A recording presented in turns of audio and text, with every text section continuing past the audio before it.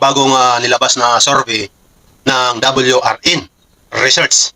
Ayon po dito sa kanilang survey, mga kababayan, pre-election preferences for the 2028 presidential elections, March 2026, mga kababayan. Alright, itong March lang na nagdaan. Nilabas po dito ng WRN Research ang kanilang bagong survey patungkol sa presidential election. At as usual, si VP Sara pa rin ang number 1. Si VP Sara pa rin po ang number 1. Naniniwala ba kayo dito? Sino ba kasi ang mga sinusurvey ninyo? Tanong ko lang dito sa WRN. Sino ba yung mga sinusurvey ninyo? Bakit number 1 pa rin si VP Sara?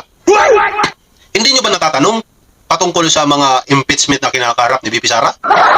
Diba? Kasi, mga kababayan, pag nanonood po tayo sa mga ginagawang survey ng iba, laglag naman si VP Sara. Diba? Hulilat lagi siya. Pero, kapag mga social, mga company, survey company, ang nagsusurvey, number 1 palagi si VP Sara. Diba? Anyway, dahil nandito naman ito, pag-usapan natin ito kung sino-sino yung mga politiko na nakapasok sa kanilang ginawang survey, mga kababayan. Okay? Ito po si Vice President Sara, ayon dito po sa survey nila, ay nakakuha po itong si Vice President Sara ng 35.9%. Alright? Dito sa kanilang bagong survey. Pero di ba, ang naniniwala kay VP Sara ay 12.8% na lang. Di ba? Hindi nyo ba alam yun na WRN? Hindi nyo ba alam yun? O hindi nyo nabalitaan? Di ba? Ang naniniwala kay VP Sara, 12.8% na lang.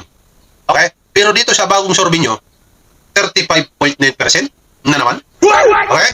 Sinundan po siya, mga kababayan, ni Rapi Tulfo, Senador Rapi Tulfo, ng 18.5%. Kung tutuusin, malayo po sa number 1 ni VP Sara. Di ba? Pangatlo po, si Leni Robredo, na mayroon 15.7%. Alright? Pang-apat po si Bongo. Sobrang layo, mga kababayan, ang pang-apat. 3.6% lang. Pang-lima po si Bam Aquino na nakakuha ng 3.2%. Pang-anim si Kiko Pangilinan ng 1.4%. Pang-pito si Angara nakakakuha po ng 0.7%. Pang-walo si Risa Ontiveros, nakakuha rin po siya ng 0.7%. Parehas po sila ni Angara, mga kababayan. Pang-siyam si Belmonte, Joy Belmonte, mayor ng Quezon City, na mayroong 0.4%. Pang-sampo, 1, 2, 3, 4, 5, 6, 7, 8, 9, 10. Pang-sampo si John Vic Remulla, DILG, nang nakakuha po ng 0.3%. Pang-11 naman po itong si Vince Dizon, DPWH Vince Dizon, na nakakuha po ng 0.1%. Alright, ito po, mga kababayan, ang mga nasurvey po nila na pwede po tumakbo sa pagka-presidente. Okay? Ang hindi naman po sigurado kung sa undecided, hindi pa sigurado sa kanilang desisyon, malaki-laki ito, mga kababayan, 19.4%. Ang hindi po sigurado kung sino ang kanilang pipiliin. Kung sino po ang makakakuha dito sa 19.4%, kayang-kaya po nila talunin si VP Sara. Kung totoo, itong survey po na ginawa ng WRN. Okay, dito naman tayo, mga kababayan. Ito po yun, Ayan. Ayan po. Yan. Dito naman po tayo sa kanilang mga baho. Sino ba ang may baho ngayon?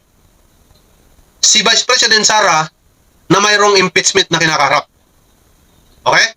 Mayroon na di umanong kaso sa ICC.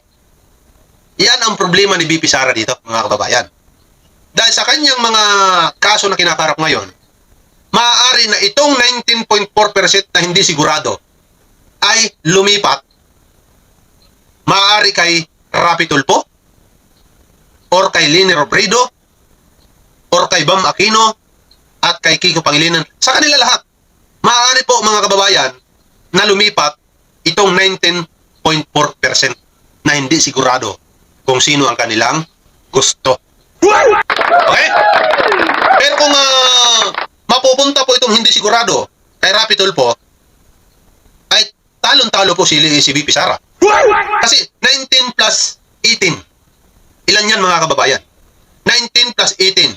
Papatak po yan ng 37%. Lahat-lahat mga kababayan. Okay? Kaya po talunin si VP Sara kung tutusin. Ang problema dito, hindi naman tatakbo si Rapi Tulfo. Kaya nga hanggang Senado lang po siya. Yan po ay ipinahayag na po niya na hindi po siya tatakbo sa nasyonal. Kaya hanggang senador lang siya. Kaya nga nagna-number 1 po ito si Senador Rapi Tulfo sa Sorbe sa pagka-senador. Kasi nga po hindi po siya tatakbo sa nasyonal. Hindi lang natin alam balang araw kung ganun pa rin. Alam mo naman yung mga politiko.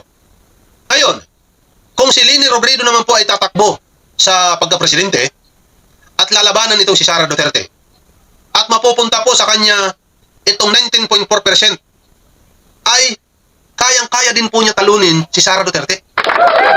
Di ba? Maliwanag po mga kababayan. Kung itong 19% naman mapunta kay Bongo, hindi na po siya mananalo kay VP Sara. Dahil mababa po siya 3.6% lang.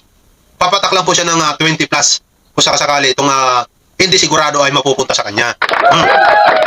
Tama lang naman na hindi dapat si Bongo ang manalo. Puro lang naman ito pagpapanggap Di ba? Para sa akin yan, opinion ko lang po yan mga babayan. Alright? Ang matitinding kalaban po, pagiging kalaban dito ni VP Sara, kung totoo itong sorbe na ito, si Rapi Tulfo at saka si Leni Robredo. Pero kung si Leni Robredo at Rapi Tulfo magsanib, wala na. Talon-talo na po talaga si Sara Duterte. Para sa akin Leni Robredo presidente tapos Rapi Tulfo vice president, wala na.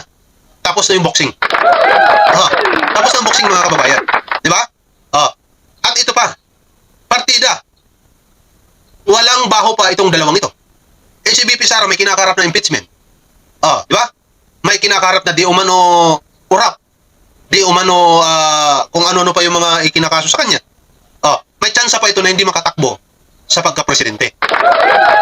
Kaya malamang sa malamang, kung hindi makakatakbo si Sara Duterte sa 2020 election, halimbawa lang ma-impeach ito, ang matindi pong maglalaban dito, kung sakasakali, si Rapi Tulfo at Leni Robredo. Para sa akin, hindi dapat sila maglaban. Yan, opinion ko lang po yan Hindi dapat po sila maglaban, mga kababayan, para pumatiyak ang panalo. Para lang din naman yun Pwede naman nila pag-usapan. Ako muna. Next, ikaw naman. Next, ikaw naman. Next, ikaw naman. Parang ano ba? Parang kontrata. Di ba? Dapat ganun ang gawin nyo para hindi kayo nag-aaway-away. Kung sino ang maupo sa pagka-presidente, tao ko, ilagay mo dyan. Tao ko ilagay mo dyan. Yung tao ko, ilagay mo dyan para naman hindi tayo magulo. Tapos, kapag baba mo, ako naman ang presidente, tao mo naman ang iuupo ko. Diba? Ang tawag dyan, give and take. Para umangat po tayo, umangat ng umangat, hindi tayo naghihilaan pababa. Kasi po, kapag puro hilaan tayo, katulad ngayon, napakaganda ng ginagawa ng presidente. Anong ginagawa ng mga didis? Hila ng hila. Mabuti na lang ang presidente po natin magaling, mahusay, talino. Kaya kahit anong hila ng hila nila, ay hindi po natitinag si Pangulong Bongbong Marcos. Alright? Kaya sana tularan niyo po yan. Okay? Yan po mga kababayan ang bagong survey ng WRN Research na ginawa po nila ngayong March 2026. Alright? Thank you po sa inyo lahat. Mabuhay ang bagong Pilipinas.